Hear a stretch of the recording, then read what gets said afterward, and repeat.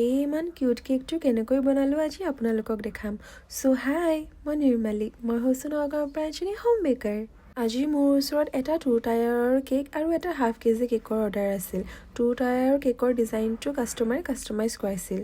আৰু half KG কেকটো মোক কালি ৰাতি ছোৱালী এজনীয়ে কল কৰি কৈছে মোক হাফ কেজি কেক এটা লাগে ভেনিলা ফ্লেভাৰত। তাৰপিছত তাই ডিজাইনো চাই দিলে ধুনীয়াকৈ, ময়ো হ'ব বুলি কনফাৰ্ম কৰিলোঁ। কেকটো মানে মৰ্ণিং সোনকালে নিব, সেইকাৰণে স্পঞ্জটো মই ৰাতিয়ে বেক কৰি থৈছোঁ। তাৰপিছত তাই 11:30 মানত মেছেজ কৰি কৈছে মোক চকলেট কেকহে লাগে, ভেনিলা কেকটো নালাগে, কেঞ্চেল কৰি দিয়া, চৰি।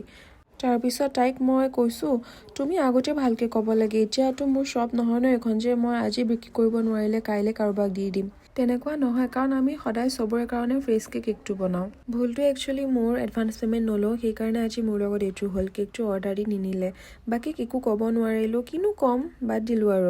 বাকী এই 2 টায়াৰ কেকটো 1 year বাৰ্থডে কাৰণে আছিল। তেওঁলোকে ৰিফাৰেঞ্চ দিয়া মতেই মই ডিজাইনটো কৰিব ট্ৰাই কৰিছোঁ। তেওঁলোকেতো বহুত ভাল পাইছে কেকটো। আপোনালোকে জনাব কেনেকুৱা লাগিছে।